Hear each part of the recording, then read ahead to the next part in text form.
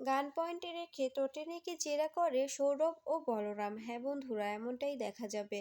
বিস্তারিত জানতে ভিডিওটি না টেনে সম্পূর্ণ দেখতে থাকুন। গল্পের শুরুতেই দেখা যাবে তটিনীদের বাড়িতে গ্যাঞ্জাম হলে তখন তটিনীকে লোকগুলো ঘরের মধ্যে নিয়ে গিয়ে আটকে দেয়। এরপরে সেখানে দুটো বুলেটের শব্দ পেলে সবাই সেখানে গিয়ে দেখতে পায় দুইটো লোকই মাটিতে লুটিয়ে আছে। আর তটিনী চিৎকার করে কান্না করতে করতে শিবপ্রসাদকে এসে জড়িয়ে ধরে আর বলতে থাকে, আমি আমি মারতে চাইনি, আমি মারতে চাইনি। হঠাৎ করে লেগে গেল। কেমন করে লেগে গেল আমি কিচ্ছু বুঝতে পারছি না। আমি তো গান চালাতে পারি না। তখন শিবপ্রসাদ মনে মনে বলতে থাকে, তটিনী, তুমি যে গান চালাতে পারো সেটা আমি খুব ভালো করেই জানি। তুমি যে এখন অভিনয় করছো সেটাও আমি খুব ভালো করে জানি। কিন্তু তুমি কি লুকোতে চাইছো? তুমি কিসের জন্য এভাবে এভাবে অভিনয় করছো? আমি তো কিছুই বুঝতে পারছি না।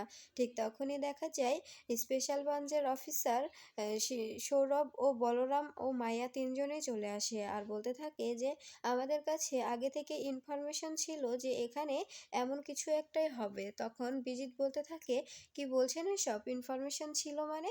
আপনারা ইনফরমেশন কোথায় পেলেন? তখন দেখা যায় বলরাম বলতে থাকে, কেন ভয় পেয়ে গেলেন? ইনফরমেশন কোথায় পেলাম কেন? আপনি কি এর সঙ্গে জড়িত ছিলেন? আপনি কি কিছু জানতেন? তখন বিজিত বলতে থাকে, কি আবুল তাবুল বলছেন এসব? আমি কি করে জানবো? আমি এসবের ব্যাপারে কিচ্ছু জানি না। তখন বলরাম বলতে থাকে, জানেন না তবে এতটা রিয়াক্ট করছেন কেন? কেন ভয় পাচ্ছেন? তখন দেখা যায় বলরামের কথা শুনে বিজিত বলতে থাকে, কোথায় ভয় পাচ্ছি? ভয় পাবো কেন? আমি কি কোনো অন্যায় করেছি যার জন্য ভয় পাবো? তখন দেখা যায় বলরাম বলতে থাকে, অন্যায় করেছেন কি করেননি সেটা ডিপার্টমেন্টে গেলেই বোঝা যাবে। আপনাদের সবাইকে আমাদের সঙ্গে ডিপার্টমেন্টে যেতে হবে। তখন দেখা যায় তখন বিজিত বলতে থাকে, কি বলছেন এসব? আমরা কি কোনো অন্যায় করেছি যার জন্য আমাদের ডিপার্টমেন্টে নেবেন? তখন তখন বলরাম বলতে থাকে, অন্যায় করেননি, কিন্তু অন্যায় হতে দেখেছেন তো, তার জন্য আপনাদের আমাদের সঙ্গে যেতেই হবে। এরপরে দেখা যায় শিবপ্রসাদ বলতে থাকে, স্যার, ভিতরের দুটো লাশ আছে, লাশগুলো বের করে নিন না প্লিজ। আমার ঘরের মধ্যে এগুলো থাকলে আমার বাচ্চাগুলো ভয় পাচ্ছে। তখন দেখা যায় বলরাম বলতে থাকে, ঠিক আছে, আর এগুলো কে শ্যুট করেছে? তখন টটিনি বলতে থাকে, আমি শ্যুট করেছি। আমাকে মারতে চাচ্ছিল, তাই আমি হঠাৎ করে গানটা ধরি আর কিভাবে লেগে গেল আমি বুঝতে পারিনি। এই বলে শিবপ্রসাদকে জড়িয়ে ধরে কাঁদতে শুরু করে। তখন দেখা যায় মায়াকে শিবপ্রসাদ ইশারা করে বলতে থাকে, আমি জানি ও নাটক করছে, তোমরা ওকে তুলে নিয়ে যাও, তুলে নিয়ে গিয়ে ইন্টারোগেট করো, কোনো সমস্যা নেই, আমি আর বাধা দেব না। আর তোমরা সামনাসামনি থেকে জেরা করবে, ওর মুখ থেকে কথা বের করতে হবে, ও কোন র্যাকেটের সঙ্গে যুক্ত আমাদের জানতেই হবে। কারণ ও যেভাবে যেভাবে প্রতিনিয়ত মানুষ মারছে এটার জন্য আমাদের পস্তাতে হবে। এটার জন্য প্রতিনিয়ত আমাদের উপর মহলে জবাবদিহি করতে হচ্ছে। তাই তুমি ওকে তুলে নিয়ে যাও আর ওর থেকে কথা বের করো। এরপরে দেখা যায় তটিনীকে বলতে থাকে, ম্যাম, আপনাকে আমাদের সঙ্গে যেতে হবে, কারণ আপনাদের সপরিবারে আমাদের ডিপার্টমেন্টে গিয়ে স্টেটমেন্ট দিতে হবে, কোনো ভয় নেই। তখন তটিনী বলতে থাকে, আমি যাব না। আমি কেন ডিপার্টমেন্টে যাব? আমি তো কিছু করিনি। হঠাৎ করে লেগে গেছে, এতে তো আমার কোনো দোষ নেই। আমার বাচ্চাদের মারতে চেয়েছিল, এই জন্য আমি নিজের প্রাণ বাঁচাতে আমি ওদের মেরেছি, এতে তো আমার কোনো দোষ নেই। তখন দেখা যায় মায়া বলতে থাকে, আপনি এত ভয় পাচ্ছেন কেন?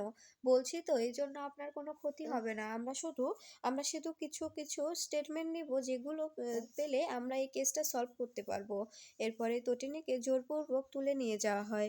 তটিনীদের ডিপার্টমেন্টে তুলে নিয়ে এসে ডিপার্টমেন্টের ভিতরে একটা রুমে বন্দি করে সবাইকে একসঙ্গে বসিয়ে কথা বলতে থাকা হয়। এরপরে দেখা যায় একে একে সবার মুখ থেকে কথা শুনতে থাকলে তখন প্রাচী বলতে থাকে, এসব গিফট তো বিজিতদাই অর্ডার করেছিল, বলেছিল বিজিতদা নাকি এসব গিফট বুকিং করেছিল তটিনী সর্দি ভাইয়ের জন্য, তাই ওরা গিফটগুলো দিতে এসেছিল। কিন্তু সেই বক্সগুলোতে কোনোটাতেই গিফট ছিল না, সবগুলোতে আগ্নেয়াস্ত্র ছিল। এতে আমার মনে হয় বিজিতদাই জড়িত আছে। এ কথাটা শোনা মাত্র আয়ুষী রেগে যায় আর বলতে থাকে, প্রাচী, তুই এসব কি বলছিস? বিজিতদা জড়িত আছে মানে? তুই ওকে নিয়ে কথা বলছিস কেন? তখন দেখা যায় প্রাচী বলতে থাকে, এটা তো বলারই কথা, তাই না? আমি তো বুঝতে পারছি, আমি ছোট হলেও কি হবে, সব কিছু তো আমি বুঝি, তাই না?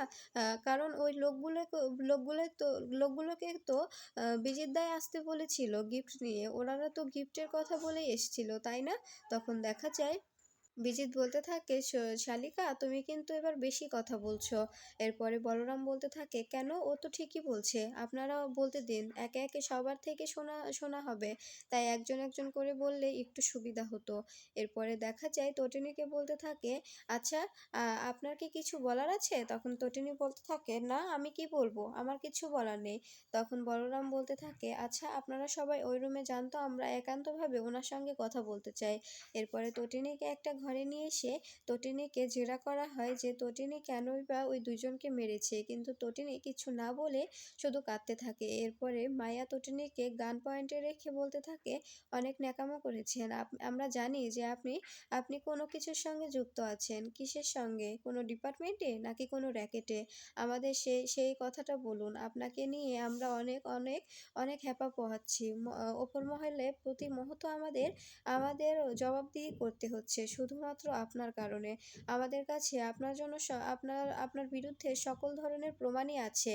শুধু আমরা আপনাকে তুলছি না একটা মাত্র কারণে, যেটা আপনাকে বলা যাবে না। তখন তটিনী বলতে থাকে, কেন, কি কি এমন ব্যাপার যেটা আমাকে বলা যাবে না? তখন দেখা যায় তটিনীর কথা শুনে মায়া বলতে থাকে, সেটা না হয় আপনার কাছে সিক্রেটই থাক, শুধু আপনি বলুন যে আপনি ওই লোকগুলোকে কেনই বা মারলেন, আর আপনি আপনি কে? আপনার পরিচয়টা কি? তখন তটিনী বলতে থাকে, আমি Tatini Ganguly, wife of Shibprasad Ganguly, mother of Lattu Piku Ganguly. তখন দেখা যায় এ কথাটা বললে তখন তখন বলরাম বলতে থাকে, আমরা জানি, কিন্তু আপনার আসল পরিচয় কি সেটা জানতে চেয়েছি। আপনি আসলে কে? আপনি আপনি এভাবে সাধারণ গৃহবধূ সেজে আছেন, আসলে আপনার একটা পরিচয় আছে, সেই পরিচয়টা কি আমাদের বলুন। তখন দেখা যায় তটিনী বলতে থাকে, আমার কোনো পরিচয় নেই, আমি একজন গৃহবধূ, এর বাহিরে আমার কোনো পরিচয় নেই।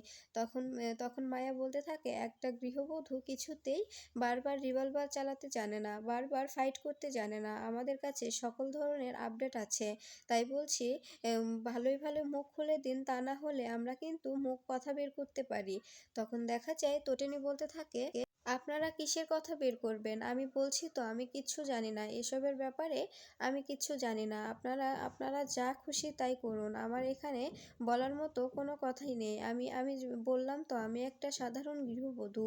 তখন তখন দেখা যায় মায়া বলতে থাকে, অনেক ন্যাকামো হয়েছে, এবার সত্যটা বলে দিন, তা না হলে কিন্তু আমরা পরশুরামকে ডাকতে বাধ্য হব। তখন দেখা যায় তটিনী বলতে থাকে, এই পরশুরামকেই তো আমি দেখতে চাই, পরশুরামকে ডাকুন, আমি ওনার কাছে সবটা বলবো। এটা বলা মাত্রই অবাক হয়ে যায় মায়া ও বলরাম।